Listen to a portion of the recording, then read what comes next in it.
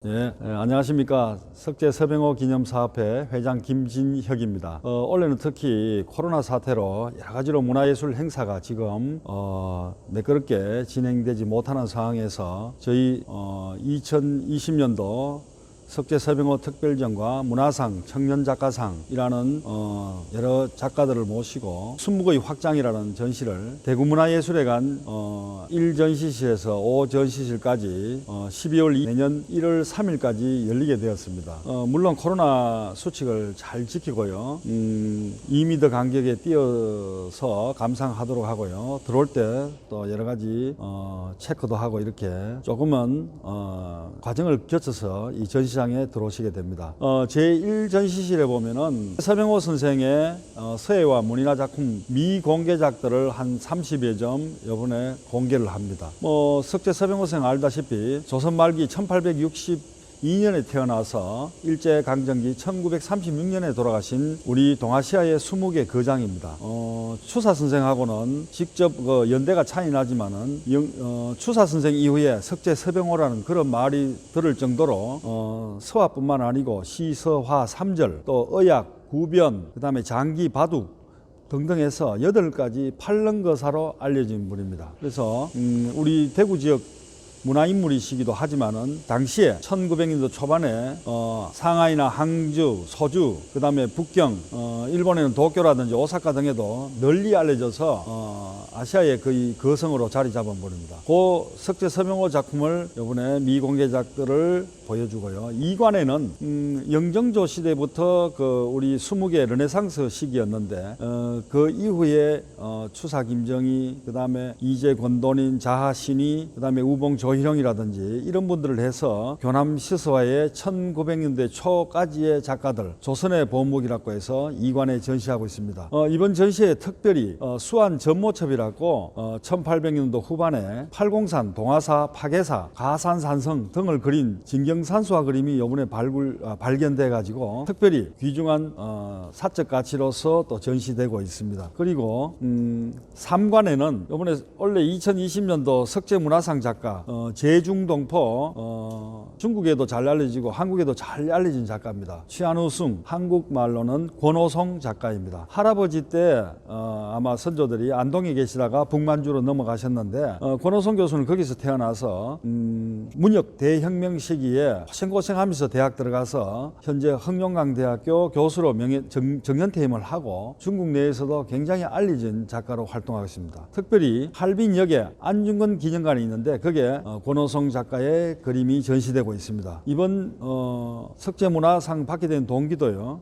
안중근을 소재로 한다든가 할빈의 생체 실험 부대 731 마루타 부대를 소재로 한다든가 이런 시대 정신을 담은 작품들을 많이 했기 때문에 원래 저희들 기념사업회에서 석재문화상 수상작가로 선정했고 이번에 보면은 수묵작품, 유화, 또 서예 전각, 그 다음에 판화 등 해서 한 40여 점을 전시하고 있습니다. 사실에는 원래 2020년도 석재 청년작가상 김대일 작가 작품이 한 30여 점 전시되고 있습니다. 이 작가 역시 계명대학교 서예과를 나와서 계대에서 또 미술교육으로 대학원을 졸업하고 현재 기본 서예를 바탕으로 하면서 현대적인 어떤 후기 미니멀이라 할까 이러한 데 관심을 가지고 새로운 재료로 작품 활동을 하고 있는 앞으로 유망한 장래가 창창한 그런 작가입니다. 우리 서예가 어떻게 현대적으로 변용될 수 있나 하는 것을 볼 수 있으니까 많이 모시고요. 마지막 5실에는 수묵이 어떻게 지금 포스트 모더니즘, 휴먼 포스트 모던 시대에 나오느냐 할 때 그걸 갖다가 입체로서는 김광호 작가, 그 다음에 미디어와 평면에서는 박정규 작가를 선정했는데요. 수묵이 현대 지금 21세기에 어떻게 진전되고 있는 마지막 지금의 어떤 그 상황을 보여주는 작품인데요. 김광호 작가는 그 바위에다가 쇠로 사군자 조각이라고 해서 매난국죽을 입체화시켰고요. 박정규 작가는 역시 그 점 시리즈에서 이게 가장 기본적인 점을 갖다가 현대적으로 차용하고 변형하고 또 미디어로서 그게 어떤 그 2차원의 어떤 그 조형미가 정리가 되어서 영상으로 보여주는 그러한 아주 세련된 작품을 보여주고 있습니다. 이번 기회에 대구 시민뿐만 아니고 전국 각지에서 아마 관심을 많이 가질 것 같습니다. 언론에도 많이 나왔습니다만은 현 상황이 녹록지 않아서 뭐 참 많이 오시라고 권하긴 그렇습니다만은 아마 20개 확장 이러한 영역으로 좋은 전시라고 생각됩니다. 올 대구에서의 전시는 2020년 마지막이고요. 내년부터는 타도시가 이제 뭐 예를 들면 뭐 광주, 부산, 서울, 대전, 뭐 전주 이렇게 갈 수도 있고요. 또 넘어서 베이징이라든지 상하이, 항주, 뭐 난징 이런 데도 갈 수 있고 일본 도쿄, 뭐 오사카 이런 데로 영역을 확장해서 타 도시나 타 그 대도시 다른 나라에서도 큰 전시를 기획하고 있습니다. 여러분들 많은 성원 부탁드립니다. 감사합니다.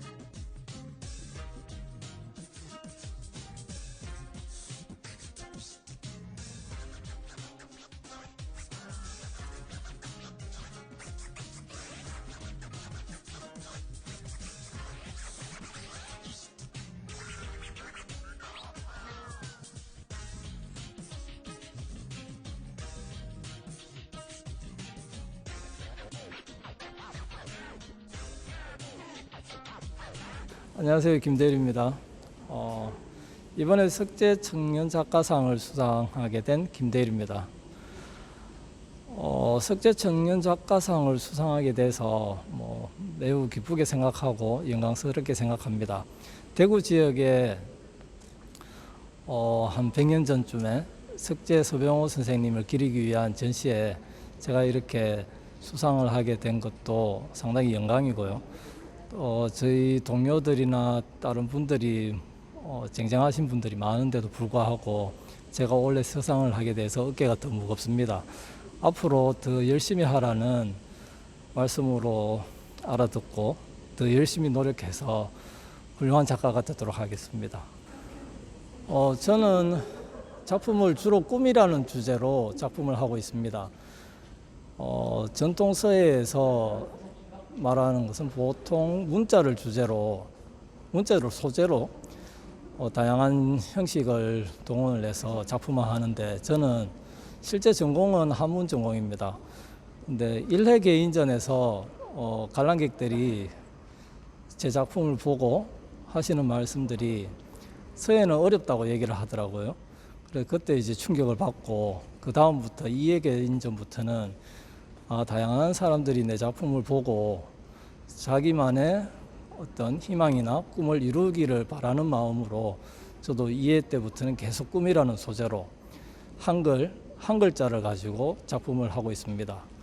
주로 이제 보시면 저는 서예를 기본 바탕으로 하기 때문에 문자를 무수히 많이 쓰고 있습니다. 많이 쓰면서 그게 바라보는 사람들에 따라서 다양한 느낌으로 전달을 받고 자기만의 해석을 해서 관람객들이 볼 수 있게 작품을 하면서 서로 소통하고자 합니다. 그래서 올해 전시에도 기본적인 선부터 시작해서 다 꿈이라는 글자로 다양한 이미지를 만들어내고 있습니다.